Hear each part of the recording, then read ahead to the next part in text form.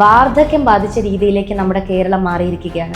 ആ വാർദ്ധക്യാവസ്ഥ മാറി യൗവനത്തിലേക്ക് നമ്മളെ കേരളത്തെ കൊണ്ടുവരണമെന്നുണ്ടെങ്കിൽ BJP വരണം.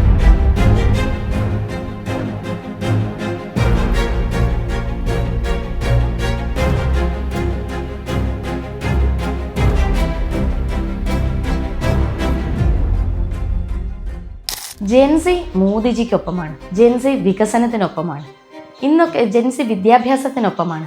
ഇന്നത്തെ യുവതലമുറ നമ്മൾ നോക്കുമ്പോൾ ഒരുപാട് പൊട്ടൻഷ്യൽ ഉള്ള യുവാക്കളാണ് നമുക്കുള്ളത്. നരേന്ദ്രമോദിജി എന്ന് പറയുന്ന ഒരു ലീഡർ ഇന്ന് വിദേശ രാജ്യങ്ങളിൽ നടക്കുന്ന കാര്യങ്ങളും വിദേശത്ത് പോവുകയും അവിടുത്തെ പശ്ചാത്തലം അറിയുകയും ചെയ്യുന്ന ഒരു തലമുറയുള്ളപ്പോൾ തീർച്ചയായിട്ടും മുൻപ് നമ്മുടെ രാജ്യത്തിന് മറ്റു വിദേശ രാജ്യങ്ങളിൽ നിന്ന് ലഭിച്ചിരുന്ന അംഗീകാരം എന്തായിരുന്നു, ഇന്ന് എന്താണ് ഭാരതത്തിന് കിട്ടുന്ന അംഗീകാരം? ആ കമ്പാരിസൺ നടക്കുമ്പോൾ തീർച്ചയായിട്ടും യുവാക്കളും പറയുന്നത് ഭാരതത്തിൽ വന്നിട്ടുള്ള ഈ ഒരു മാറ്റം കൊണ്ടുവന്നിട്ടുള്ളത് നരേന്ദ്രമോദിജിയാണ്. കേന്ദ്ര സർക്കാർ 75 വയസ്സ് കഴിഞ്ഞിട്ടുള്ള എല്ലാവർക്കും സൗജന്യമായിട്ടുള്ള ഇൻഷുറൻസ് പദ്ധതികൾ, ആരോഗ്യ പരിരക്ഷ ഏർപ്പെടുത്തി. നമ്മുടെ സംസ്ഥാനത്തിൽ അത് നടപ്പിലായോ? ഇവിടെയുള്ള മുഖ്യമന്ത്രി അത് ഒപ്പുവെച്ചിട്ടില്ല നാളിതുവരെ. നമ്മളെപ്പോഴും വിദ്യാഭ്യാസ മേഖലയെക്കുറിച്ച് പറയുന്നുണ്ട്. ഉന്നത വിദ്യാഭ്യാസ മേഖലകൾ നമുക്ക് വാർത്തെടുക്കാൻ സാധിക്കുന്നില്ല. ഉന്നത നിലവാരത്തിലുള്ള സ്കൂളുകൾ നമുക്കില്ല. PM ശ്രീ പദ്ധതിയിലൂടെ വിദ്യാഭ്യാസ മേഖലയ്ക്ക് വമ്പിച്ച മാറ്റം വരുത്തിയെടുക്കാൻ നമുക്ക് സാധിക്കും. ആ PM ശ്രീ പദ്ധതി വേണ്ട എന്നാണ് ഇവിടെയുള്ള സംസ്ഥാന സർക്കാർ പറയുന്നത്. 27% യുവാക്കൾ കേരളത്തിൽ തൊഴിൽ രഹിതരാണ്. ആ യുവാക്കൾക്ക് തൊഴിൽ ആരംഭിക്കാനുള്ള പശ്ചാത്തലം ഇല്ലാഞ്ഞിട്ടല്ല, പക്ഷേ അതിനുള്ള സാഹചര്യങ്ങൾ നമ്മുടെ ഈ സംസ്ഥാനത്ത് വാർത്തെടുക്കാൻ സാധിക്കുന്നില്ല. പലപ്പോഴും കേന്ദ്രം പ്രഖ്യാപിക്കുന്ന പല പദ്ധതികളും, കേന്ദ്രം പാസ്സാക്കുന്ന പല പ്രമേയങ്ങളും, അതിനെതിരായിട്ട് പ്രമേയം പാസ്സാക്കുന്ന ഒരു പ്രവണത നമ്മുടെ ഈ കേരളത്തിലുണ്ട്. 2026 കൂടെ അതിന് വിരാമമിടും. ഇന്ന് നമ്മുടെ നഗരത്തിൽ ഇറങ്ങുമ്പോൾ സ്ത്രീകൾക്കൊരു ശുചിമുറി ഉപയോഗിക്കാൻ തക്കതായിട്ടുള്ളതില്ല എന്നുള്ളത് നഗരത്തിൻ്റെ പോരായ്മ തന്നെയാണ്. സ്ത്രീകൾക്ക് നിരവധിയായിട്ടുള്ള വിഷയങ്ങളുണ്ട്. ഇതോടനുബന്ധിച്ചുകൊണ്ട് തന്നെ എപ്പോഴും ഒരു സ്ത്രീക്ക് ഒരു സ്ത്രീയോട് തന്നെയാണ് അവരുടെ വിഷമങ്ങൾ പറയാൻ സാധിക്കുന്നത്. അത് മനസ്സിലാക്കിക്കൊണ്ട് പരിഹാരം കാണാൻ സാധിക്കുന്നതും തീർച്ചയായിട്ടും ഒരു സ്ത്രീക്ക് തന്നെയാണ്. അപ്പോൾ വിജയപ്രതീക്ഷ വെച്ചുകൊണ്ടല്ല, പക്ഷേ ഒരു വനിതാ സംവരണം വന്ന സമയത്ത് എന്നിലേക്ക് ആ സ്ഥാനാർത്ഥിത്വം വന്നു ചേർന്നപ്പോൾ മത്സരിക്കാം എന്നുള്ള ഒരു മറുപടിയാണ് ഞാനും കൊടുത്തിരുന്നത്. ഞങ്ങളുടെ സംസ്ഥാന അധ്യക്ഷൻ തന്നെ പറഞ്ഞിട്ടുണ്ട്, കൃത്യമായൊരു സീറ്റ് ഞങ്ങൾ പറയുന്നില്ല, പക്ഷേ നിയമസഭയിൽ ഞങ്ങളുടെ ശബ്ദമുണ്ടാകും എന്നുള്ളത്. പല മണ്ഡലങ്ങളും ഞങ്ങൾ വിജയം ഉറപ്പിച്ചു കഴിഞ്ഞിരിക്കുകയാണ്. ആ മണ്ഡലങ്ങളിലൊക്കെ ശക്തമായിട്ടുള്ള സ്ഥാനാർത്ഥികളെയാണ് ഭാരതീയ ജനതാ പാർട്ടി നിർത്തിയിട്ടുള്ളത്. ആ മണ്ഡലങ്ങളൊക്കെ വിജയിച്ച് കയറും എന്നുള്ള ശുഭാപ്തി വിശ്വാസമാണുള്ളത്. LDF അതല്ലെങ്കിൽ UDF എന്നുള്ളതായിരുന്നു ഇത്രയും കാലം നമ്മുടെ കേരളത്തിന്റെ ചിത്രം. മറ്റൊരു പാർട്ടി കടന്നു വരാനുണ്ട്, BJP എന്നൊരു പാർട്ടി കടന്നു വരാനുണ്ട്. BJP എന്നൊരു പാർട്ടി ഇവിടെ വളർച്ച പ്രാപിച്ചു കഴിഞ്ഞു എന്നുള്ളൊരു റിയാലിറ്റി ഇന്ന് പൊതുജനങ്ങളിലേക്ക് എത്തിക്കാൻ ഞങ്ങൾക്ക് സാധിച്ചിട്ടുണ്ട്. 2015 ഒരു വാർഡ് മാത്രമാണ് ഈ പ്രദേശത്ത് BJPക്ക് ഉണ്ടായിരുന്നത്, 69-ാം വാർഡ് കാരപ്പറമ്പ്. 2020 ആയപ്പോൾ അത് 4 വാർഡായി മാറി. 68, 69, 70, 71. 2025 നടന്ന ലോക്കൽ ബോഡി ഇലക്ഷനിൽ 7 കൗൺസിലർമാർ ഈ കോഴിക്കോട് നോർത്ത് മണ്ഡലത്തിൽ BJPക്ക് വാർത്തെടുക്കാൻ സാധിച്ചു. അപ്പോൾ ഒരു പ്രദേശത്ത് BJP വരുമ്പോൾ അവിടുത്തെ വികസനം കാണുമ്പോൾ ആ പ്രദേശം ഒന്നാകെ മാറുന്ന ഒരു സ്ഥിതിവിശേഷം.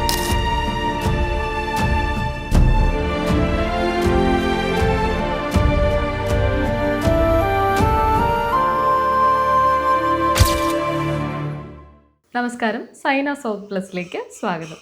ഇന്ന് നമ്മുടെ കൂടെയുള്ളത് കോഴിക്കോട് കോർപ്പറേഷൻ കൗൺസിലറും നോർത്ത് മണ്ഡലം സ്ഥാനാർത്ഥിയുമായ നവ്യ ഹരിദാസ്. നമസ്തേ.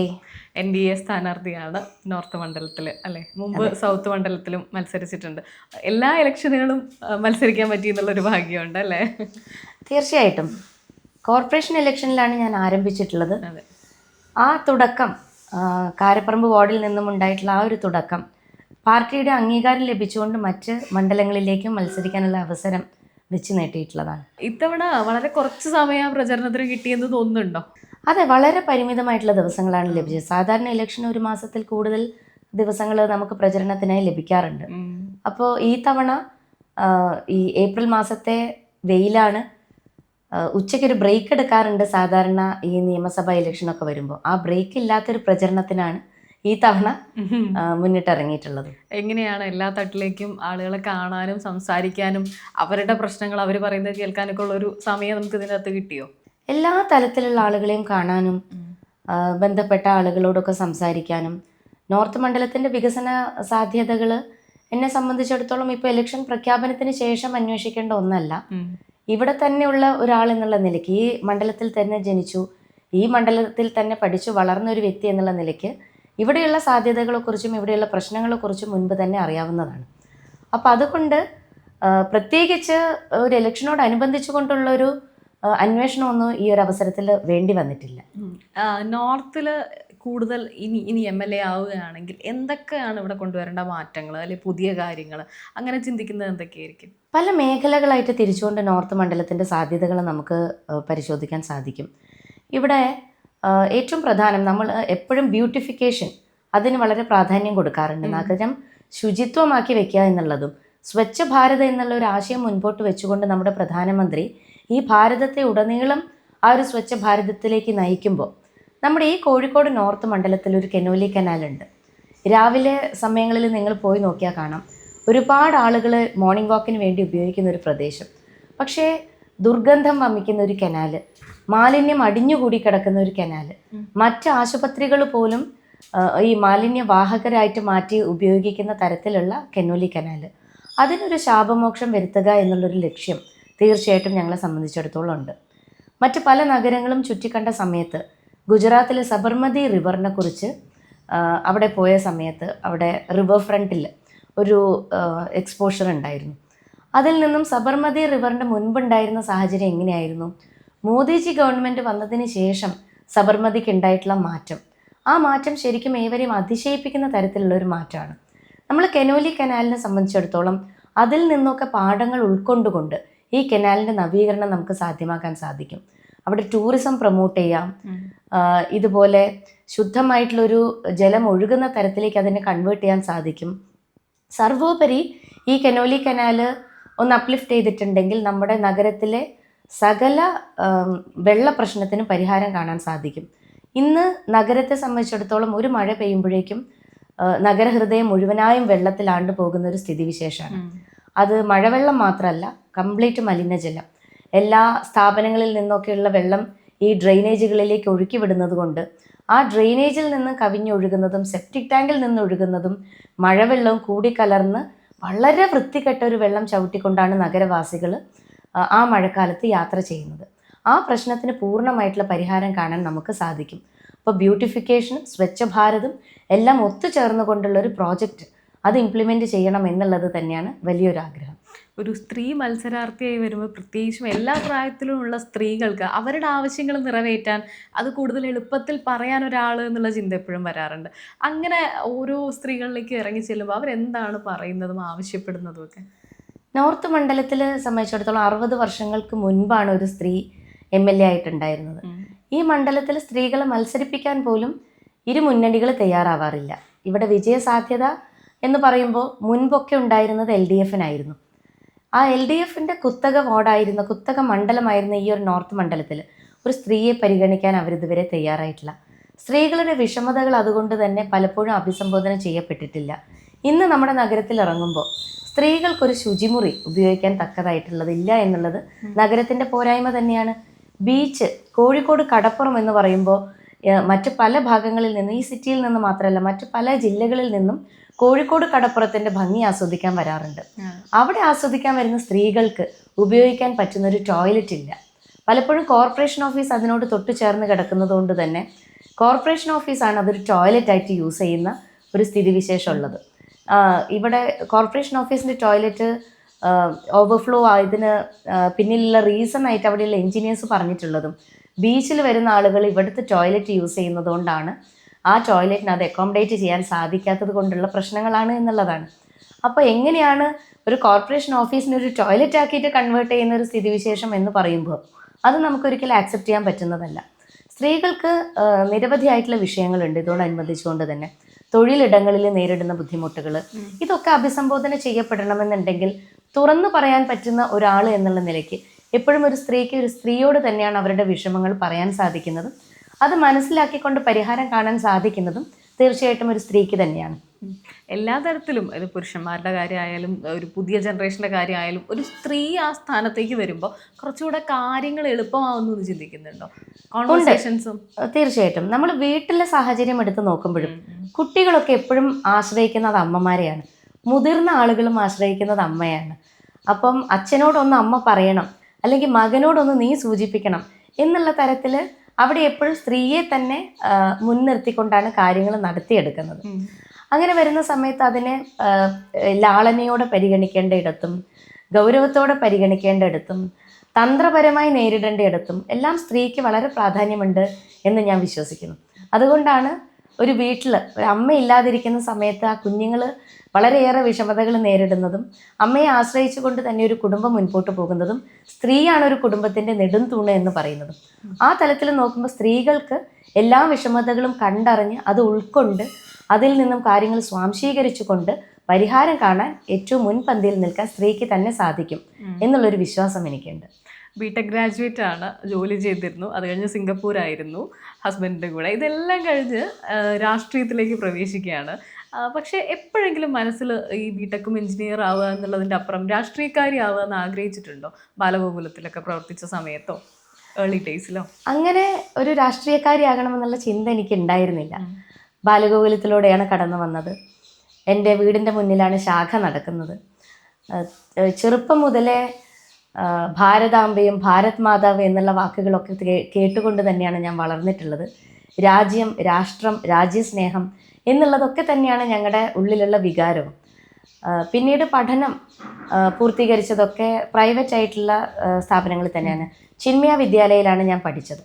ചിന്മയ വിദ്യാലയയിൽ ഭഗവത്ഗീത പഠിച്ചുകൊണ്ടും തരംഗിണി ക്ലാസ്സുകളിലൂടെയും ആചാര്യന്മാരുടെയും ഗുരുക്കന്മാരുടെയും ഒക്കെ ശിക്ഷണം എന്ന് പറയുമ്പോൾ അത് നമ്മുടെ ഭാരതത്തിൻ്റെ സംസ്കാരം ഉൾക്കൊണ്ടുകൊണ്ട് സനാതനധർമ്മം എന്താണ് എന്ന് മനസ്സിലാക്കി അത് പഠിച്ചുകൊണ്ട് തന്നെയാണ് ഞാൻ വളർന്നിട്ടുള്ളത്.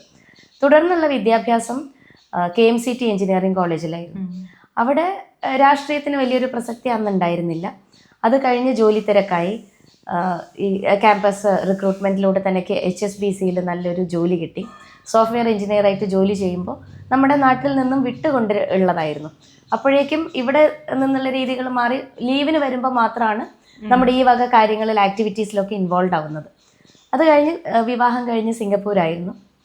പിന്നെ കുറച്ചു കാലം ഹോളണ്ടിൽ, അസർബൈജാനിൽ, അങ്ങനെ ഹസ്ബൻഡ് മെറൈൻ ഫീൽഡ് ആയതുകൊണ്ട് അങ്ങനെ സ്ഥലങ്ങൾ കുറച്ച് കൺട്രീസിലൊക്കെ മാറി മാറി നിന്നിട്ടുണ്ട്. അതൊക്കെ കഴിഞ്ഞ ഒരു വെക്കേഷൻ സമയത്താണ് ഹസ്ബൻഡിന് വേറെ ഒരു പ്രോജക്റ്റ് ബ്രസീലിൽ ഉണ്ടായിരുന്ന സമയത്താണ് നാട്ടിലേക്ക് വന്നത്. നാട്ടിലേക്ക് വന്നപ്പോൾ ശ്രീകൃഷ്ണ ജയന്തിയോടനുബന്ധിച്ചുകൊണ്ടുള്ള സമയത്തായിരുന്നു വന്നത്. ആ ശ്രീകൃഷ്ണ ജയന്തിയിൽ വളരെ സജീവമായിട്ട് ആ കാലത്ത് നിന്നു. അപ്പോഴാണ് ഞാൻ നാട്ടിലുണ്ട് എന്നുള്ളൊരു ബോധ്യം എൻ്റെ കൂടെ ഉണ്ടായിരുന്ന ബാലഗോകുലത്തിൽ ഉണ്ടായിരുന്ന ആളുകൾക്ക്, ഞങ്ങളുടെ സംഘപ്രവർത്തകർക്കും ഒക്കെ കണ്ടത്. ആ സമയത്ത് ഈ ഇലക്ഷൻ വന്നപ്പോൾ സ്ത്രീ സംവരണ വാർഡായി കാരപ്പറമ്പ് മാറി. സ്ത്രീ സംവരണം വന്ന സമയത്ത് ആരെ മത്സരിപ്പിക്കും എന്നുള്ള ചോദ്യത്തിൻ്റെ മറുപടിയായിരുന്നു ഞാൻ. അപ്പോൾ ആ സമയത്ത് അങ്ങനെ മത്സരിക്കാൻ ആവശ്യപ്പെടുകയും BJPക്ക് ഒരു വിന്നിങ് കപ്പാസിറ്റി ഉണ്ടായിരുന്ന ഒരു വാർഡായിരുന്നില്ല കാരപ്പറമ്പ്. ഇവിടെ വളരെ പരിമിതമായിട്ടുള്ള വോട്ടുകൾ മാത്രമാണ് ഉണ്ടായിരുന്നത്. അപ്പോൾ വിജയപ്രതീക്ഷ വെച്ചുകൊണ്ടല്ല, പക്ഷേ ഒരു വനിതാ സംവരണം വന്ന സമയത്ത് എന്നിലേക്ക് ആ സ്ഥാനാർത്ഥിത്വം വന്നു ചേർന്നപ്പോൾ മത്സരിക്കാം എന്നുള്ള ഒരു മറുപടിയാണ് ഞാനും കൊടുത്തിരുന്നത്. അങ്ങനെ ആദ്യത്തെ മത്സരം കഴിഞ്ഞു. ആ മത്സരത്തിൽ എന്നോടൊപ്പം ഉണ്ടായിരുന്നത് ബാലഗോകുലത്തിൽ എൻ്റെ കൂടെ ഉണ്ടായിരുന്ന സഹപ്രവർത്തകരൊക്കെ തന്നെയായിരുന്നു. അവരും ഞാനും ഒന്നിച്ചുള്ളൊരു ഓളമായിരുന്നു ആ ഇലക്ഷൻ പ്രവർത്തനത്തിൽ ഉണ്ടായിരുന്നത്. BJPയെ സംബന്ധിച്ചിടത്തോളം ഒരു വിജയസാധ്യത ഉണ്ട് നമ്മുടെ വാർഡിൽ എന്നുള്ളത് ഞങ്ങൾ തന്നെ പറയാൻ തുടങ്ങിയപ്പോഴും പലരും അത് അംഗീകരിച്ചിരുന്നില്ല. വിജയസാധ്യത എന്ന് പറയുമ്പോൾ മുൻപുണ്ടായിരുന്ന നമ്മളെ ഹിസ്റ്ററി പരിശോധിച്ചുകൊണ്ടാണ് എപ്പോഴും ഒരു വിജയസാധ്യത A ക്ലാസ് മണ്ഡലമാണോ B ക്ലാസ് ആണോ, ഞങ്ങൾ C ക്ലാസ് ആയിരുന്നു ശരിക്കും ഞങ്ങളുടെ വാർഡ്. ആ C ക്ലാസ്സിൽ നിന്നാണ് ഒരു വിജയം ഈ ഒരു വാർഡിൽ വാർത്തെടുക്കാൻ സാധിച്ചിട്ടുള്ളത്. തുടർന്ന് ഉണ്ടായിരുന്ന പെർഫോമൻസ് അടിസ്ഥിതപ്പെടുത്തിയിട്ടും ബാക്കി പാർട്ടിയുടെ പ്രവർത്തനങ്ങളിൽ ഉള്ള ഇൻവോൾവ്മെൻറ്റും ഒക്കെ പരിഗണിച്ചുകൊണ്ടും 2020 വീണ്ടും അവിടെ ജനറൽ വാർഡ് വന്ന സാഹചര്യത്തിൽ ആ ജനറൽ വാർഡിൽ വീണ്ടും എന്നോട് തന്നെ മത്സരിക്കാൻ പാർട്ടി ആവശ്യപ്പെട്ടതനുസരിച്ച് മത്സരിച്ചു. നല്ല ഭൂരിപക്ഷത്തോടു കൂടെ വീണ്ടും വിജയിക്കാൻ സാധിച്ചു. പിന്നീടാണ് നിയമസഭയിലേക്കും ലോക്സഭയിലേക്കും ഒക്കെയുള്ള അവസരം. അത് സ്ത്രീകൾക്ക് നമ്മുടെ പ്രസ്ഥാനം നൽകുന്ന ഒരു അംഗീകാരമാണ്. കഴിവുള്ള ആളുകളെ പ്രോത്സാഹിപ്പിക്കുക എന്നുള്ള ലക്ഷ്യം.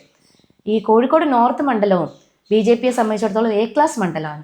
ഈ A ക്ലാസ് മണ്ഡലത്തിൽ ഒരു വനിതയെ മത്സരിപ്പിക്കുക എന്ന് BJP ലക്ഷ്യം വെച്ചിരിക്കുന്നതും സ്ത്രീ ശാക്തീകരണം പ്രവർത്തന മണ്ഡലത്തിൽ എത്തിക്കുക എന്നുള്ളൊരു കാര്യത്തിൻ്റെ ഉദാഹരണം തന്നെയാണ്. ഇപ്പം നമ്മൾ സംസാരിച്ച 2015 ആദ്യത്തെ ഇലക്ഷൻ 3-ാം സ്ഥാനമായിരുന്നു അതുവരെ BJPക്ക് ഉണ്ടായിരുന്നത്. പക്ഷെ അതൊരു അട്ടിമറി വിജയം നേടിയപ്പോൾ തന്ന ഒരു ധൈര്യം, അല്ലെങ്കിൽ ആദ്യമായി നമ്മൾ സക്സസ് ആകുമ്പോഴാണല്ലോ നമുക്ക് മുന്നോട്ട് ഒരു വഴി തുറന്നു വന്ന പോലെ തോന്നുന്നത്. പിന്നീടാണോ ശരി രാഷ്ട്രീയം തിരഞ്ഞെടുക്കാം എന്ന് തീരുമാനിച്ചത്? അങ്ങനെയല്ല. 2015 ഉണ്ടായിരുന്ന ജയം എന്ന് പറയുന്നത് എൻ്റെ മാത്രം ജയമല്ല. ഇവിടെ ഉണ്ടായിരുന്ന ഒരുപാട് പ്രവർത്തകർ, എൻ്റെ അച്ഛനും അച്ഛൻ്റെ സഹോദരങ്ങളും, കൂടാതെ ഇവിടെ ഈ ഭാഗത്ത് സംഘപ്രവർത്തകർ ഒരുപാടുള്ള ഒരു പ്രദേശമാണ്. അവരുടെ ഒക്കെ ഒരു വിജയമായിരുന്നു. അന്നത്തെ ആഹ്ലാദ പ്രകടനത്തിൽ പങ്കെടുത്തിരുന്നവരും ആനന്ദ നൃത്തമാടിയിരുന്നവരും ഒക്കെ തന്നെ മുതിർന്ന കാര്യകർത്താക്കളാണ്. അവരൊക്കെ പറഞ്ഞിട്ടുള്ളതും ഒരുപാട് കാലമായി ഞങ്ങൾ പ്രവർത്തിക്കാൻ തുടങ്ങിയിട്ട്, ഒരുപാട് കാലമായി ഞങ്ങൾ പോസ്റ്റർ ഒട്ടിക്കാൻ തുടങ്ങിയിട്ട്, പക്ഷെ ആദ്യമായിട്ടാണ് ഞങ്ങൾ ഒരു ആഹ്ലാദ പ്രകടനത്തിൽ പങ്കെടുക്കുന്നത് എന്ന് പറഞ്ഞ അവരുടെ സന്തോഷം അതൊരു ഈ സമൂഹത്തിന് തന്നെയുള്ള ഒരു അംഗീകാരമായിരുന്നു. വിദ്യാഭ്യാസത്തിന് ലഭിച്ചൊരു അംഗീകാരമായിരുന്നു. തീർച്ചയായിട്ടും ഞങ്ങളുടെ പ്രദേശം വിദ്യാഭ്യാസത്തിന് പ്രാധാന്യം നൽകുന്ന ഒരു പ്രദേശം തന്നെയാണ്. വിദ്യാസമ്പന്നരായിട്ടുള്ള ഒരുപാട് ആളുകളുള്ള ഒരു പ്രദേശമാണ്. അപ്പോൾ രാഷ്ട്രീയത്തിന് അതീതമായിട്ട് വിദ്യാഭ്യാസത്തിന് കൂടെ പ്രാധാന്യമുണ്ട് എന്നുള്ളത് കൂടെ തെളിയിച്ച ഒരു ഇലക്ഷനായിരുന്നു അത്. അങ്ങനെ ഒരുപാട് ഫാക്ടേഴ്സ് ഈ ആ സമയത്ത് കൗൺസിലർ ആയതിനു ശേഷം, അപ്പോഴാണല്ലോ പൊതുസമൂഹത്തിലേക്ക് കൂടുതൽ ഇടപഴകാൻ നമുക്ക് സാധിക്കുന്നത്. അങ്ങനെ ഇടപഴകുന്ന സമയത്താണ് നമുക്ക് ഒരുപാട് കാര്യങ്ങൾ ഈ സൊസൈറ്റിക്ക് വേണ്ടി ചെയ്തു കൊടുക്കാൻ സാധിക്കും എന്നുള്ളൊരു വിശ്വാസം വരുന്നത്. അങ്ങനെയാണെങ്കിൽ തീർച്ചയായിട്ടും സൊസൈറ്റിയുടെ ഭാഗമാണ് നമ്മൾ, നമ്മളിലൂടെ ചെയ്യാൻ പറ്റുന്ന കാര്യങ്ങൾ ചെയ്തു കൊടുക്കണം എന്നുള്ളൊരു മെൻറ്റാലിറ്റിയിലേക്ക് കടന്നു വരുന്നതും ആ സമയത്താണ്. അങ്ങനെ തുടർന്ന് 2020 തുടരണോ വേണ്ടയോ എന്നുള്ളൊരു സംശയം ഉണ്ടായിരുന്നു. പക്ഷേ സംശയിച്ച് നിൽക്കാൻ പാടില്ല, തുടർന്നേ പറ്റൂ എന്നുള്ള തീരുമാനം അതൊരു കമ്പൽസറി ആയിട്ട് പാർട്ടി അടിച്ചേൽപ്പിച്ചതാണ്. പിന്നീട് 2015 തൊട്ട് ഇപ്പോൾ 2026 നോർത്ത് മണ്ഡലത്തിൽ നിന്ന് മത്സരിക്കുകയാണ്. ഇത്തവണ സിറ്റിംഗ് MLA കൂടിയായ തോട്ടത്തിൽ രവീന്ദ്രനാണ് LDFന്റെ, അതുപോലെ K ജയന്ത് UDFന്റെയും. ത്രികോണ മത്സരം അതിശക്തമാണോ ഇപ്പോൾ? ത്രികോണ മത്സരമാണ് എന്ന് പറയുന്നതും ഇവിടെയുള്ള വോട്ടർമാരാണ്. ഇതുവരെ ഉണ്ടായിരുന്ന ആധിപത്യം ഉണ്ടായിരുന്നു. ആ ആധിപത്യം മാറ്റിമറിഞ്ഞുകൊണ്ട് BJP വിജയിക്കും എന്ന് പറയുന്നത് പൊതുജനങ്ങളാണെന്ന് പല ഭാഗങ്ങളിലും കടന്നു ചെല്ലുമ്പോൾ പ്രചരണത്തിന്റെ ഭാഗമായിട്ട് എല്ലാ മേഖലകളിലേക്കും ഞങ്ങൾ എത്തിപ്പെടുന്നുണ്ട്. ആ മേഖലകളിലൊക്കെ മുൻപൊക്കെ BJP വരുന്ന സമയത്ത് അത്രത്തോളം ഗൗനിക്കാതിരുന്നിരുന്ന സ്ഥലങ്ങളിലൊക്കെ BJP കടന്നു വരുമ്പോൾ BJP ആണ് വിജയിക്കാൻ പോകുന്ന പാർട്ടി, അതുകൊണ്ട് ആവശ്യങ്ങൾ ഞങ്ങളോട് പറയാൻ തുടങ്ങിയിരിക്കുകയാണ്. വിജയിച്ചു കഴിഞ്ഞാൽ ഞങ്ങൾക്ക് ഇന്നതെല്ലാം ചെയ്തു തരണം എന്നുള്ള ആശയങ്ങൾ ഞങ്ങളോട് പങ്കുവെക്കാൻ തുടങ്ങിയിരിക്കുന്നു. അപ്പോൾ അതിൽ നിന്നാണ് വിജയിക്കാൻ പോകുന്ന ഒരു പ്രസ്ഥാനമാണ് ഞങ്ങളെന്നും ഈ തവണ ഞങ്ങൾ വിജയിക്കും എന്നുള്ളൊരു ആത്മവിശ്വാസം ഞങ്ങൾക്ക് തന്നെ ലഭിക്കുന്നത്. പലതരത്തിലുള്ള ആളുകളിലേക്ക്, പല തട്ടിലുള്ള ആളുകളിലേക്ക് കടന്നു ചെല്ലുന്നു. പക്ഷെ BJP അനുഭാവികൾ വർഷങ്ങളായി ഉണ്ടാവും. ഇപ്പം നമ്മൾ സംസാരിച്ച് പറഞ്ഞ പോലെ തന്നെ പ്രായമായ ആളുകളിൽ അതുണ്ടാവും. പക്ഷെ പുതിയ ആളുകളിലേക്ക് BJP എത്രത്തോളം എത്തി എന്നാണ് ഈ പര്യടനത്തിൻ്റെ ഇടയിൽ മനസ്സിലാക്കിയിട്ടുള്ളത്? ജെൻസി മോദിജിക്കൊപ്പമാണ്, ജെൻസി വികസനത്തിനൊപ്പമാണ്, ഇന്നൊക്കെ ജെൻസി വിദ്യാഭ്യാസത്തിനൊപ്പമാണ്. ഇന്നത്തെ യുവതലമുറ നമ്മൾ നോക്കുമ്പോൾ ഒരുപാട് പൊട്ടൻഷ്യൽ ഉള്ള യുവാക്കളാണ് നമുക്കുള്ളത്. ആ പൊട്ടൻഷ്യാലിറ്റി നമ്മൾ എപ്പോഴും പറയും യുവാക്കൾ വഴിതെറ്റി പോകുന്നു എന്നൊക്കെ പൊതുസമൂഹം എപ്പോഴും പറയാറുണ്ട്. പക്ഷെ അങ്ങനെ വഴിതെറ്റി പോകുന്ന യുവാക്കളൊന്നുമല്ല. ഒരു 10ാം ക്ലാസ് കഴിയുമ്പോഴത്തേക്കും അവർക്കൊരു വിഷൻ ഉണ്ട്. ആ വിഷൻ അനുസരിച്ച് തന്നെയാണ് അവരുടെ വിദ്യാഭ്യാസം തിരഞ്ഞെടുക്കുന്നു. അടിച്ചേൽപ്പിക്കേണ്ട ഒരു പശ്ചാത്തലം ഇന്ന് യുവാക്കളെ സംബന്ധിച്ചിടത്തോളം ഇല്ല. എല്ലാവരും ഇൻഡിപെൻഡൻ്റ് ആണ്, സ്വന്തമായിട്ട് ഡിസിഷൻ എടുക്കാൻ താല്പര്യമുള്ളവരാണ്. അതുകൊണ്ട് തന്നെ നാടിൻ്റെ വികസനം നടക്കുന്നത് എങ്ങനെയാണ് എന്നുള്ളത് തിരിച്ചറിയാനുള്ള കഴിവുള്ള പ്രാപ്തിയുള്ള യുവാക്കളാണ് ഇന്നത്തെ തലമുറയിലുള്ളത്. അവരെ സംബന്ധിച്ചിടത്തോളം നരേന്ദ്രമോദിജി എന്ന് പറയുന്ന ഒരു ലീഡർ ഇന്ന് വിദേശ രാജ്യങ്ങളിൽ നടക്കുന്ന കാര്യങ്ങളും വിദേശത്ത് പോവുകയും അവിടുത്തെ പശ്ചാത്തലം അറിയുകയും ചെയ്യുന്ന ഒരു തലമുറയുള്ളപ്പോൾ തീർച്ചയായിട്ടും മുൻപ് നമ്മുടെ രാജ്യത്തിന് മറ്റു വിദേശ രാജ്യങ്ങളിൽ നിന്ന് ലഭിച്ചിരുന്ന അംഗീകാരം എന്തായിരുന്നു, ഇന്ന് എന്താണ് ഭാരതത്തിന് കിട്ടുന്ന അംഗീകാരം എന്നുള്ളൊരു കമ്പാരിസൺ നടക്കുന്നുണ്ട്. ആ കമ്പാരിസൺ നടക്കുമ്പോൾ തീർച്ചയായിട്ടും യുവാക്കളും പറയുന്നത് ഭാരതത്തിൽ വന്നിട്ടുള്ള ഈ ഒരു മാറ്റം കൊണ്ടുവന്നിട്ടുള്ളത് നരേന്ദ്രമോദിജിയാണ്, ഭാരതീയ ജനതാ പാർട്ടിയാണ്, ദേശീയ ജനാധിപത്യ സഖ്യമാണ് എന്നുള്ളത് തന്നെയാണ്. അപ്പോൾ ആ തരത്തിൽ നമ്മുടെ രാജ്യത്തിൻ്റെ പുരോഗതി മുൻനിർത്തിക്കൊണ്ടും മുൻപുണ്ടായിരുന്നതിൽ നിന്നും മാറിക്കൊണ്ട് യുവാക്കൾക്ക് ഒരുപാട് വിദ്യാഭ്യാസ മേഖലയിലായാലും വ്യാവസായിക മേഖലയിലായാലും അവസരങ്ങൾ തുറന്നു കൊടുക്കുന്ന ഒരു സംവിധാനം ഇന്നുണ്ട്. Make in India, startup India, Mudra loan തുടങ്ങിയിട്ടുള്ള പദ്ധതികളിലൂടെയൊക്കെ നരേന്ദ്രമോദിജി വിഭാവനം ചെയ്തിട്ടുള്ള കാര്യങ്ങൾ ഏറ്റെടുത്ത് നടപ്പിലാക്കാൻ യുവാക്കൾ തന്നെയാണ് മുന്നിട്ടിറങ്ങിയിട്ടുള്ളത്. അതുകൊണ്ട് തന്നെ പല സ്ഥലങ്ങളിലും ഞങ്ങൾ ചെല്ലുന്ന സ്ഥലങ്ങളിൽ യുവാക്കളുടെ സാന്നിധ്യം വളരെ വലിയതായിട്ട് തോന്നിയിട്ടുണ്ട്. കോസ്റ്റൽ ഏരിയാസിലൊക്കെ ഞങ്ങൾ പോയിരുന്ന സമയത്തും അവിടെയൊക്കെ ഫ്രണ്ടിലുള്ളതും പോരാളികളായി മാറിയിരിക്കുന്നതും യുവാക്കളാണ്. അപ്പോൾ ഒരു മാറ്റം കൊണ്ടുവരണമെന്ന് ആഗ്രഹിക്കുന്നതും ജെൻസി തന്നെയാണ്. 2015 തൊട്ടുള്ള ഇലക്ഷനാണ്, പക്ഷെ ജനിച്ചു വളർന്ന സ്ഥലം എന്നുള്ള രീതിയിൽ ഈ കാലയളവിൽ നോർത്ത് മണ്ഡലത്തിൽ BJPക്ക് ഉണ്ടായ സപ്പോർട്ടിലെ വ്യത്യാസം അല്ലെങ്കിൽ ഒരു ഉയർച്ച ഉണ്ടായിട്ടുള്ളെങ്കിൽ അതെങ്ങനെയാണ് കണ്ടിട്ടുള്ളത്? ഞാൻ മനസ്സിലാക്കുന്നത് ഈ ഭാഗത്ത് 2015 മുതലൊക്കെ തന്നെ മാറ്റങ്ങൾ വന്നു എന്നുള്ളതാണ്. 2015 ഒരു വാർഡ് മാത്രമാണ് ഈ പ്രദേശത്ത് BJPക്ക് ഉണ്ടായിരുന്നത്, 69-ാം വാർഡ് കാരപ്പറമ്പ്. 2020 ആയപ്പോൾ അത് 4 വാർഡായി മാറി, 68, 69, 70, 71. അതായത് ഈ വാർഡിനോട് ചുറ്റപ്പെട്ട് കിടക്കുന്ന വാർഡുകളൊക്കെ BJPയുടെ കൗൺസിലർമാർ വാർത്തെടുക്കാൻ സാധിച്ചു. അപ്പോൾ ഒരു പ്രദേശത്ത് BJP വരുമ്പോൾ അവിടുത്തെ വികസനം കാണുമ്പോൾ ആ പ്രദേശം ഒന്നാകെ മാറുന്ന ഒരു സ്ഥിതിവിശേഷം. ഈ തവണ കഴിഞ്ഞ തവണത്തെ ഇലക്ഷനിൽ 2025 നടന്ന ലോക്കൽ ബോഡി ഇലക്ഷനിൽ 7 കൗൺസിലർമാർ ഈ കോഴിക്കോട് നോർത്ത് മണ്ഡലത്തിൽ BJPക്ക് വാർത്തെടുക്കാൻ സാധിച്ചു. 7 കൗൺസിലർമാർ എന്ന് പറയുമ്പോൾ BJPയെ സംബന്ധിച്ചിടത്തോളം 0-ൽ നിന്ന് തുടങ്ങിയിട്ടുള്ള യാത്ര. 7 കൗൺസിലർമാരായിരുന്നു ഈ പൂർണ്ണമായിട്ടും കോഴിക്കോട് കോർപ്പറേഷനകത്തുണ്ടായിരുന്നത്. എന്നാൽ നോർത്ത് മണ്ഡലത്തിൽ മാത്രം 7 കൗൺസിലേഴ്സ് എന്ന് പറയുമ്പോൾ ഈ നോർത്ത് മണ്ഡലത്തിൽ BJPക്ക് ലഭിച്ചിട്ടുള്ള സ്വീകാര്യത തന്നെയാണ് അതെടുത്ത് കാണിക്കുന്നത്. തീർച്ചയായിട്ടും പടിപടിയായിട്ട് ഉയർന്നു വരുന്ന ഒരു പ്രസ്ഥാനം, കണ്ണടച്ച് തുറക്കുന്ന വേഗതയിൽ ഒരു മാജിക് കാണിച്ചുകൊണ്ട് ജനങ്ങളെ കബളിപ്പിച്ചുകൊണ്ടോ പറ്റിച്ചുകൊണ്ടോ മുന്നോട്ട് പോകാം അല്ലെങ്കിൽ ഭരണം പിടിച്ചെടുക്കാം എന്നുള്ളതല്ല ഞങ്ങൾ ലക്ഷ്യം വെക്കുന്നത്. ഞങ്ങളിലൂടെ വികസനം എത്തിക്കും എന്നുള്ള കാര്യം ജനങ്ങളെ ബോധ്യപ്പെടുത്തിക്കൊണ്ട് ആ ബോധ്യത്തിൻ്റെ അടിസ്ഥാനത്തിൽ മാറ്റം കൊണ്ടുവരിക എന്നുള്ള ലക്ഷ്യം മുൻപോട്ട് വയ്ക്കുമ്പോൾ ആ പടിപടിയായിട്ടുള്ള ഉയർച്ച ഈ തവണ വിജയത്തിൽ തന്നെ എത്തിച്ചേരും എന്നുള്ളൊരു റിമാർക്ക്, ആ ഒരു പൊട്ടൻഷ്യാലിറ്റി BJPക്ക് ഉണ്ട് എന്നുള്ളത് പൊതുജനം തന്നെ ഇന്ന് തിരിച്ചറിഞ്ഞിരിക്കുകയാണ്. അതുകൊണ്ടാണ് ഇരു മുന്നണികളെക്കുറിച്ച് മാത്രം ചർച്ച ചെയ്തിരുന്ന പൊതുസമൂഹം LDF അതല്ലെങ്കിൽ UDF എന്നുള്ളതായിരുന്നു ഇത്രയും കാലം നമ്മുടെ കേരളത്തിൻ്റെ ചിത്രം. അപ്പോൾ LDFും അല്ല UDFും അല്ല, മറ്റൊരു പാർട്ടി കടന്നു വരാനുണ്ട്, BJP എന്നൊരു പാർട്ടി കടന്നു വരാനുണ്ട്, BJP എന്നൊരു പാർട്ടി ഇവിടെ വളർച്ച പ്രാപിച്ചു കഴിഞ്ഞു എന്നുള്ളൊരു റിയാലിറ്റി ഇന്ന് പൊതുജനങ്ങളിലേക്ക് എത്തിക്കാൻ ഞങ്ങൾക്ക് സാധിച്ചിട്ടുണ്ട്.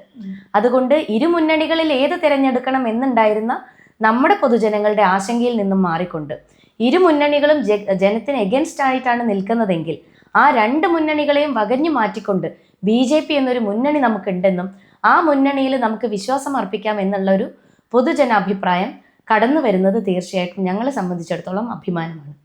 പറഞ്ഞ പോലെ തന്നെയാണ് UDF LDF മാറി മാറി ഭരിക്കുകയും പിന്നീട് കഴിഞ്ഞ 10 വർഷത്തിൽ LDF ഗവൺമെൻറ് തന്നെ വരികയും ചെയ്തിരുന്നതാണ് കേരളത്തിൻ്റെ ചരിത്രം. അപ്പോൾ കേരളത്തിൽ ഇത്തവണ ഇത്ര സീറ്റ് BJP പിടിച്ചെടുക്കും എന്നാണ് ഒരു ഊഹമുള്ളത്? ഞങ്ങളുടെ സംസ്ഥാന അധ്യക്ഷൻ തന്നെ പറഞ്ഞിട്ടുണ്ട്, കൃത്യമായൊരു സീറ്റ് ഞങ്ങൾ പറയുന്നില്ല, പക്ഷേ നിയമസഭയിൽ ഞങ്ങളുടെ ശബ്ദമുണ്ടാകും എന്നുള്ളത്. അത് വ്യക്തമായിട്ടും പല മണ്ഡലങ്ങളും കേന്ദ്രീകരിച്ചുകൊണ്ടുള്ള പ്രവർത്തനങ്ങൾ, പല മണ്ഡലങ്ങളും ഞങ്ങൾ വിജയം ഉറപ്പിച്ചു കഴിഞ്ഞിരിക്കുകയാണ്. ആ മണ്ഡലങ്ങളിലൊക്കെ ശക്തമായിട്ടുള്ള സ്ഥാനാർത്ഥികളെയാണ് ഭാരതീയ ജനതാ പാർട്ടി നിർത്തിയിട്ടുള്ളത്. ആ മണ്ഡലങ്ങളൊക്കെ വിജയിച്ച് കയറും എന്നുള്ള ശുഭാപ്തി വിശ്വാസമാണുള്ളത്. പല മണ്ഡലങ്ങളിലും അട്ടിമറി വിജയം ഉണ്ടാകും എന്നുള്ള കാര്യത്തിൽ ഒരു സംശയമില്ല. കാരണം സ്ഥാനാർത്ഥിത്വം പ്രഖ്യാപിച്ചതിന് ശേഷം അതുവരെ A ക്ലാസ് മണ്ഡലം അല്ലാതിരുന്നിട്ടും ഒരു സ്ഥാനാർത്ഥി വന്ന് പ്രചരണം ആരംഭിച്ചതിന് ശേഷം വലിയ തരത്തിലുള്ള ഓളം സൃഷ്ടിച്ചുകൊണ്ടാണ് ആ ഭാഗത്ത് പൊതുജനങ്ങൾ ആ സ്ഥാനാർത്ഥിയെ തന്നെ ഏറ്റെടുത്തിട്ടുള്ളത്. ആ തലത്തിൽ നോക്കുമ്പോൾ വ്യക്തമായിട്ടുള്ള ഭൂരിപക്ഷത്തോടുകൂടെ വിജയിക്കാൻ സാധ്യതയുള്ള ഒരു പാർട്ടി എന്നുള്ള നിലയിലേക്ക് BJP കടന്നു വന്നിട്ടുണ്ട്. തീർച്ചയായിട്ടും നിയമസഭയിൽ ഈ തവണ അതിൻ്റേതായിട്ടുള്ള മാറ്റമുണ്ടാകും. പലപ്പോഴും കേന്ദ്രം പ്രഖ്യാപിക്കുന്ന പല പദ്ധതികളും, കേന്ദ്രം പാസ്സാക്കുന്ന പല പ്രമേയങ്ങളും, അതിനെതിരായിട്ട് പ്രമേയം പാസ്സാക്കുന്ന ഒരു പ്രവണത നമ്മുടെ ഈ കേരളത്തിലുണ്ട്. 2026 കൂടെ അതിന് വിരാമമിടും. അത്തരത്തിൽ കേന്ദ്രത്തിനെതിരായിട്ടുള്ള പ്രമേയങ്ങൾ പാസ്സാക്കുന്ന രീതിയിൽ നിന്നും നമ്മുടെ ഈ ഒരു കേരളം മാറി മറിയും എന്നുള്ള കാര്യത്തിൽ ഒരു സംശയവും നമുക്കില്ല. ഇടതും വലതുമല്ല, ബദൽ BJP ആണ് എന്നാണ് പറയപ്പെടുന്നത്. അങ്ങനെയാണെങ്കിൽ ഈ സാധാരണക്കാർ അല്ലെങ്കിൽ ഇടതിനും വലതിനും മാത്രം വോട്ട് ചെയ്ത് ശീലിച്ച മനുഷ്യരും അവരുടെ ഒരു ചോദ്യമായിട്ട് വൈ BJP എന്നാണെങ്കിൽ എന്തായിരിക്കും ഉത്തരം? വൈ BJP എന്ന ചോദ്യത്തിന് വ്യക്തമായിട്ടുള്ള ഉത്തരം ഞങ്ങൾക്കുണ്ട്. കേന്ദ്ര സർക്കാർ 75 വയസ്സ് കഴിഞ്ഞിട്ടുള്ള എല്ലാവർക്കും സൗജന്യമായിട്ടുള്ള ഇൻഷുറൻസ് പദ്ധതികൾ, ആരോഗ്യ പരിരക്ഷ ഏർപ്പെടുത്തി. നമ്മുടെ സംസ്ഥാനത്തിൽ അത് നടപ്പിലായോ? ഇവിടെയുള്ള മുഖ്യമന്ത്രി അത് ഒപ്പുവെച്ചിട്ടില്ല നാളിതുവരെ. അതുകൊണ്ട് തന്നെ ആ ഇൻഷുറൻസ് പദ്ധതി 5 ലക്ഷം കവറേജ്, അവിടെ വരുമാന പരിധി പോലും നോക്കുന്നില്ല. 75 വയസ്സ് കഴിഞ്ഞിട്ടുണ്ടെങ്കിൽ ഭാരതത്തിലെ മുതിർന്ന പൗരന്മാരുടെ മുഴുവനും ആരോഗ്യ സുരക്ഷ കേന്ദ്ര സർക്കാർ ഏറ്റെടുത്തിരിക്കുകയാണ്. ആ സുരക്ഷ ഈ സാധാരണക്കാരായിട്ടുള്ള ജനങ്ങൾക്ക് കേരളത്തിൽ ലഭ്യമാവുന്നില്ല. അത് ലഭ്യമാവണമെന്നുണ്ടെങ്കിൽ BJP വരണം. ഇന്ന് നമ്മൾ നോക്കുമ്പോൾ 2025 കൂടെ എല്ലാവർക്കും സുരക്ഷിതമായ ഭവനം എന്ന കാഴ്ചപ്പാടോടുകൂടി ആസൂത്രണം ചെയ്ത് നടപ്പിലാക്കുന്ന പ്രധാനമന്ത്രി ആവാസ് യോജന പദ്ധതി നമ്മുടെ കേരളത്തിൽ നിരവധി വീടുകൾ ആ പദ്ധതിയിലൂടെ നിർമ്മിച്ചു നൽകാൻ സാധിച്ചു. ഇവിടെ 2025 അതിൻ്റെ 2ാം ഘട്ടം വീണ്ടും കേന്ദ്ര സർക്കാർ പാസാക്കി. പക്ഷേ ഇവിടെ നമ്മുടെ സംസ്ഥാനത്ത് അത് നടപ്പിലാക്കിയോ? ഇവിടെ അതും ഒപ്പുവെച്ചിട്ടില്ല. പ്രധാനമന്ത്രിയുടെ ചിത്രമടങ്ങുന്ന ഒരു ലോഗോ, പ്രധാനമന്ത്രി ആവാസ് യോജന എന്നൊരു ലോഗോ വീടിന് മുന്നിൽ പതിക്കും എന്ന പേര് പറഞ്ഞുകൊണ്ടാണ് ഈ കേരളത്തിലുള്ള ഇപ്പോൾ ഉള്ള ഭരണകൂടം അതിനെ എതിർത്തുകൊണ്ട് ഈ സാധാരണക്കാരായിട്ടുള്ള ജനങ്ങൾക്ക് കിട്ടേണ്ട ആനുകൂല്യം അതിന് തടയിട്ടുകൊണ്ട് ആ പദ്ധതി ജനങ്ങൾക്ക് വേണ്ട എന്ന് പറഞ്ഞുകൊണ്ട് മാറ്റിവെക്കുന്നത്. അപ്പോൾ അതിനുള്ള മറുപടിയും BJP വരണമെന്നുള്ളതാണ്. നമ്മളെപ്പോഴും വിദ്യാഭ്യാസ മേഖലയെക്കുറിച്ച് പറയുന്നുണ്ട്. ഉന്നത വിദ്യാഭ്യാസ മേഖലകൾ നമുക്ക് വാർത്തെടുക്കാൻ സാധിക്കുന്നില്ല. ഉന്നത നിലവാരത്തിലുള്ള സ്കൂളുകൾ നമുക്കില്ല. PM ശ്രീ പദ്ധതിയിലൂടെ വിദ്യാഭ്യാസ മേഖലയ്ക്ക് വമ്പിച്ച മാറ്റം വരുത്തിയെടുക്കാൻ നമുക്ക് സാധിക്കും. ആ PM ശ്രീ പദ്ധതി വേണ്ട എന്നാണ് ഇവിടെയുള്ള സംസ്ഥാന സർക്കാർ പറയുന്നത്. അതുകൊണ്ട് BJP വരണം. BJP വന്നെങ്കിലേ ഗവൺമെൻറ് വിദ്യാഭ്യാസ സംവിധാനം ഒരു അടിമുടി മാറ്റത്തിലൂടെ വാർത്തെടുക്കേണ്ടതുണ്ട്. അത് സാധ്യമാകണമെങ്കിൽ BJP വരണം. ഇന്ന് യുവാക്കൾ 27% യുവാക്കൾ കേരളത്തിൽ തൊഴിൽ രഹിതരാണ്. ആ യുവാക്കൾക്ക് തൊഴിൽ ആരംഭിക്കാനുള്ള പശ്ചാത്തലം ഇല്ലാഞ്ഞിട്ടല്ല, പക്ഷേ അതിനുള്ള സാഹചര്യങ്ങൾ നമ്മുടെ ഈ സംസ്ഥാനത്ത് വാർത്തെടുക്കാൻ സാധിക്കുന്നില്ല. ആ യുവാക്കൾ മുഴുവനും ഇന്ന് മറ്റ് സംസ്ഥാനങ്ങളെ ആശ്രയിച്ചു കൊണ്ട് പോകുന്നവരാണ്. ഈ ഇലക്ഷൻ അടുത്തതിന് ശേഷവും വീടുകളിൽ ഞങ്ങൾ സമ്പർക്കം ചെയ്യുന്ന സമയത്ത് എല്ലാ വീടുകളും 60 വയസ്സ് കഴിഞ്ഞ ആളുകൾ മാത്രമുള്ള വീടുകളായിട്ട് വാർദ്ധക്യം ബാധിച്ച രീതിയിലേക്ക് നമ്മുടെ കേരളം മാറിയിരിക്കുകയാണ്. ആ വാർദ്ധക്യാവസ്ഥ മാറി യൗവനത്തിലേക്ക് നമ്മളെ കേരളത്തെ കൊണ്ടുവരണമെന്നുണ്ടെങ്കിൽ BJP വരണം. അതുപോലെ എല്ലാ മേഖലകളിലും വ്യാവസായിക മേഖലകൾ, കിറ്റെക്സ് നമ്മുടെ കേരളത്തിൽ നിന്നും പോയി. കോംട്രസ്റ്റ് കോഴിക്കോടിൻ്റെ അഭിമാനമായിരുന്നു, അത് കേരളത്തിൽ നിന്നും പോയി, കോഴിക്കോട് നിന്ന് പോയി. ഇതെല്ലാം തിരിച്ചു കൊണ്ടുവന്നുകൊണ്ട് ഇവിടെ മികച്ച വ്യാവസായിക മേഖലകൾ ഉണ്ടായി വരണമെന്നുണ്ടെങ്കിൽ BJP കടന്നു വരണം. ഇതൊക്കെയാണ് പറയുന്നത്. പൊതുജനം ആ മാറ്റം ആഗ്രഹിച്ചിട്ടുണ്ട്. വൈ BJP എന്നുള്ള ചോദ്യത്തിന് കൃത്യമായിട്ടുള്ള മറുപടികൾ ഞങ്ങൾക്കുണ്ട്. മത്സരിച്ച ഇലക്ഷനുകളൊക്കെ നോക്കുകയാണെങ്കിൽ 2024 പ്രിയങ്ക ഗാന്ധിയോട് മത്സരിച്ചത് എടുത്തു പറയാവുന്നൊരു മത്സരം തന്നെയാണ് അല്ലേ? തീർച്ചയായിട്ടും ഏതൊരു കാൻഡിഡേറ്റിനെ സംബന്ധിച്ചിടത്തോളം ഏറ്റവും വലിയൊരു മത്സരമാണ് അത്തരത്തിലൊരാൾ ഓപ്പോസിഷനിൽ നിൽക്കുക എന്ന് പറയുന്നത്. അത് തന്നൊരു ലെസൺ എക്സ്പീരിയൻസ് ഒക്കെ എന്തായിരുന്നു? വളരെ വലിയൊരു ഓപ്പർച്യൂണിറ്റി ആയിരുന്നു. ഞാൻ ശരിക്കും പറഞ്ഞാൽ എൻ്റെ പാർട്ടിയോട് കടപ്പെട്ടിരിക്കുകയാണ് അങ്ങനെ ഒരു അവസരം തന്നതിന്.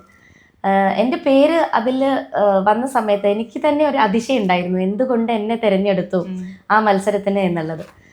പക്ഷേ പാർട്ടി ഏൽപ്പിച്ചിട്ടുള്ള ദൗത്യം അത് 100% ഇൻപുട്ട് ഇട്ടുകൊണ്ട് ഞാൻ ആ ഒരു മത്സരത്തിൽ, അതും ഈ പറഞ്ഞതുപോലെ പരിമിതമായിട്ടുള്ള ദിവസങ്ങളായിരുന്നു, ഒരുപാട് എഫേർട്ട് ഇട്ടുകൊണ്ട് തന്നെയാണ് ആ മത്സരം കടന്നു പോയിട്ടുള്ളത്. പല മേഖലകളിൽ സഞ്ചരിച്ചുകൊണ്ട് പലതും കണ്ടറിഞ്ഞും കേട്ടറിഞ്ഞും എങ്ങനെയാണ് ഈ വലിയൊരു ഇലക്ഷനെ നേരിടേണ്ടത് എന്നുള്ള പാഠം ഉൾക്കൊണ്ടുകൊണ്ട്, മാത്രമല്ല പാർട്ടി ഏൽപ്പിക്കുന്ന ഓരോ ദൗത്യം, ആ ദൗത്യം നമ്മളിൽ വിശ്വാസം അർപ്പിച്ചുകൊണ്ടാണ് നമ്മുടെ പ്രസ്ഥാനം ഏൽപ്പിക്കുന്നത്.